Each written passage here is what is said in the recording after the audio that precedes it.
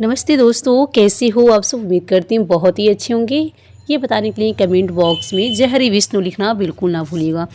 तो दोस्तों आज हम बताएंगे सुनाएंगे बहुत ही दिलचस्प कहानी चतुर सेठ की। तो आइए हम यहाँ पे सुनते हैं। दोस्तों एक गांव में एक सेठ और सेठानी रहते थे। उनके पास रुपए पैसों की कोई कमी नहीं थी। उनके विवाह को बहुत दिन हो चुके थे, लेकिन अभी तक उन्हें औलाद का सुख प्राप्त नहीं हुआ था। एक दिन सेठ और सेठानी जैसे ही सोने के लिए चले तो उनके घर में एक चोर चोरी करने के इरादे से घुस गया। लेकिन सेठ सेठानी अभी तक सोए नहीं थे। सेठ और सेठानी को जगा हुआ देखकर चोर को कोई मौका नहीं मिला, तो वो एक चारपाई के नीचे घुस गया। वो चारपाई थी सेठानी जी की और उस पर सेठानी लेटी हुई थी। सेठानी की चारपाई के सामने ही सेठ जी की चारपाई भी पड़ी हुई थी। सेठ ने चोर को देख लिया और समझ गया कि यह कोई चोर है और आज यह हमारे घर में चोरी करने वाला है। सेठ चुपचाप रहे, क्योंकि उन्हें यह अंदेशा था कि हो सकता है उसके और भी साथी आसपास ही छिपे हो, और अगर यह अकेला भी हुआ और मैंने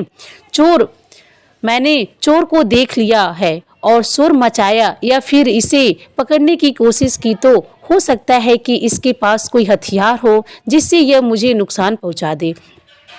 इसीलिए सेठ जी चुपचाप मौका की तलाश करने लगे। सेठ ने कुछ देर सोच विचार किया तो सेठ के दिमाग में एक योजना आई। सेठ ने सेठानी को आवाज लगाते हुए कहा, अजी सुनती हो? सेठानी को नींद आ रही थी, सो वह बोली कि सेठ जी सुबह से शाम तक घर के काम में लगी रहती हूँ, मुझे नींद आ रही है, इसीलिए मुझे सो जाने दो। सेठ ने फिर कहा, अरे एक बार सुन तो लो कि मैं क्या कहना चाह रहा हूँ। इधर चोर के भी कान सतर्क हो गए कि पता नहीं सेठ सेठानी से क्या कहना चाह रहा है। कहीं इसने मुझे देख तो नहीं लिया? अगर इसने मुझे देख लिया होगा तो ये सेठानी को बता देगा कि तेरे चारपाई के नीचे चोर छिपा हुआ है। यही सोचकर चोर भी सतर्क होकर बैठ गया। उसके हाथ में एक बड़ा सा चाकू था जो उसने शक कर पकड़ लिया। सेठ ने सेठानी से कहा, अरे भाग्यवान, जरा मेरी बात तो सुन लो। पता है आज मैं क्या सोच रहा हूँ? सेठानी बोली, अच्छा बताओ कि तुम क्या सोच रहे हो? सेठ बोला कि मैं यह सोच रहा हूँ कि जब भी हमारे बच्चे होंगे तो 3 बच्चे होंगे। सेठानी बच्चों की बात सुनकर चौंक गई और बोली, अजी हमारे भाग्य में औलाद कहाँ? अगर होती तो अब तक तो हो जाती। चलो अब सो भी जाओ, बहुत रात हो गई है। सेठ ने कहा, तुम्हें सोना है तो तुम सो जाओ, लेकिन मुझे तो बात करनी है। सेठानी ने खींचते हुए कहा, भला आज आपको इतनी रात में बच्चों के बारे में बात करने की अचानक क्या सूझ पड़ी? अब आप भी सो जाओ, सुबह उठकर बच्चों के बारे में बात करेंगे। सेठ ने फिर कहा कि नहीं सेठानी, मुझे नींद नहीं आ रही है।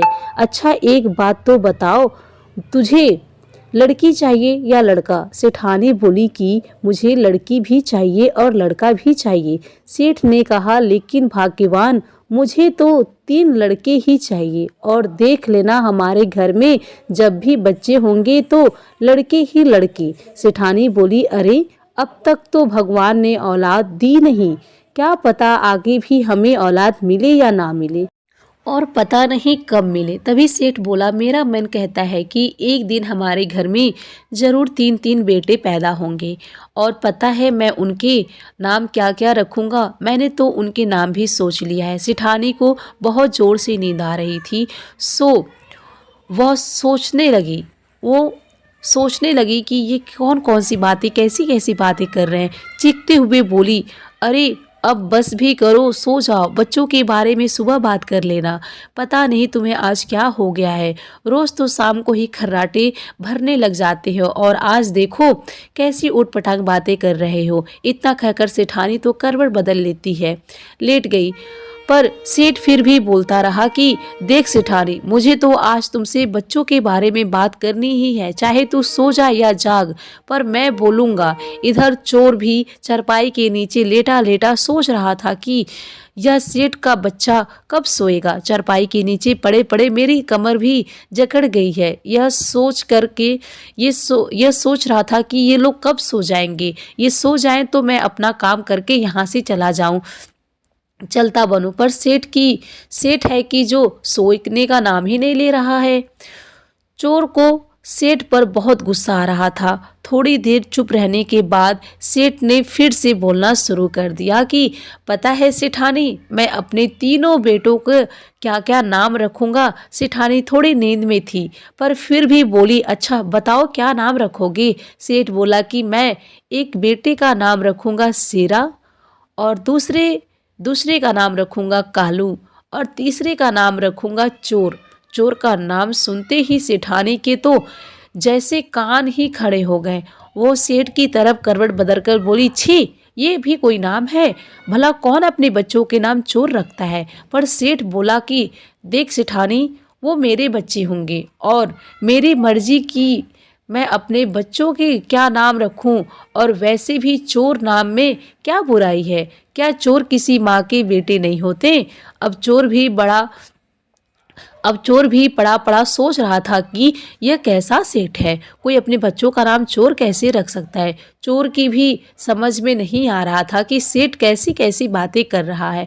थोड़ी देर बाद सेठ फिर से बोला, अरे सेठानी, जब मेरे बच्चे तुम्हें परेशान किया करेंगे तो तुम मुझसे शिकायत किया करोगी, या फिर तुम उनकी पिटाई करने के लिए उनके पीछे डंडे लेकर भागा करोगी। तो बच्चे दौड़े दौड़े मेरे पास आएंगे और अपनी तोतली आवाज़ में मुझसे तुम्हारी शिकायत करेंगे कि पिताजी देख लो, माँ मार रही है, और मैं तुम्हें झूठ मूठ का डांट दिया करूँगा। ऐसा कहकर सेठ ने ठक्कारा लगाकर उसकी हंसी के ठक्कारे से सेठानी की नींद खुल गई। सेठानी जोर से चिल्लाकर बोली, अरे अब बस भी करो ना, सो जाओ, सुबह उठकर बात करेंगे। पर सेठ तो चुप होने का नाम ही नहीं ले रहा था। सेठ बोला कि देखो सेठानी, मुझे आज इस बारे में बात करनी है। आज मेरे मन में मेरे बच्चों को लेकर तमाम बातें आ रही है। तुम्हें नींद आ रही हो तो तुम सो जाओ और मुझे खुद से बातें करने दो। सेठानी का भी अब नींद उड़ चुकी थी, क्योंकि सेठ ने इतनी देर से उसे सोने जो नहीं दिया था।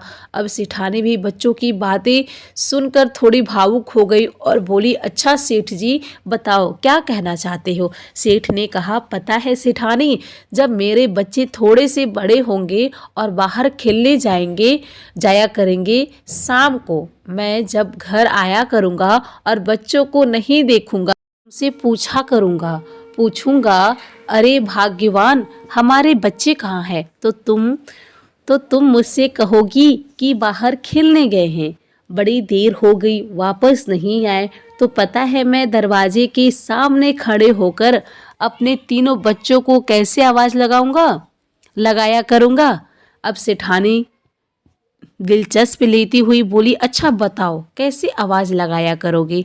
तो सेठ ने कहा कि मैं दरवाजे पे खड़े होकर बोला करूँगा कि ओ शेरा ओ कालू चोर, ओ शेरा ओ कालू चोर। सेठ जोर जोर से चिल्लाने लगा रात में ही, ओ शेरा ओ कालू चोर, ओ शेरा ओ कालू चोर। असल में शेरा और कालू सेठ के पड़ोस में रहने वाले दो पहलवानों के नाम थे, जो कि सेठ जी की अच्छे मित्र भी थे। तो सेठ ने तरकीब लगाकर उन्हें ही चोर के बारे में अवगत कराने की कोशिश की थी। उनकी आवाज़ सुनकर शेरा और कालू समझ गए कि सेठ जी के घर में चोर घुस गए हैं और सेठ जी मदद के लिए हमें पुकार रहे हैं।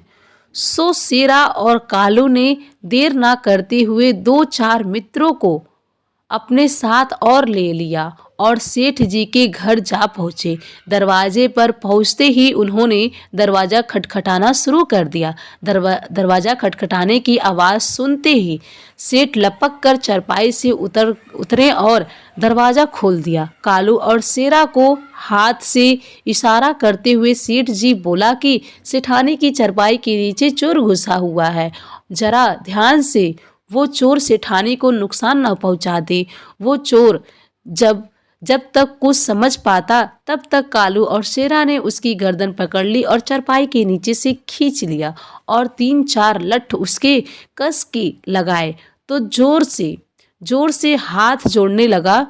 जो चोर था वो जोरों से उसके पैरों पे गिर पड़ा और अपने हाथ जोड़ने लगा। अब सेठ ने सबको पूरी बात बताई कि मैं इतनी देर से जो बच्चों की बातें कर रहा था वो इसीलिए कर रहा था कि इस चोर को शक भी ना हो और मैं घर में चोर घुस आए हैं यह खबर मेरे मित्रों तक भी पहुंच गया है।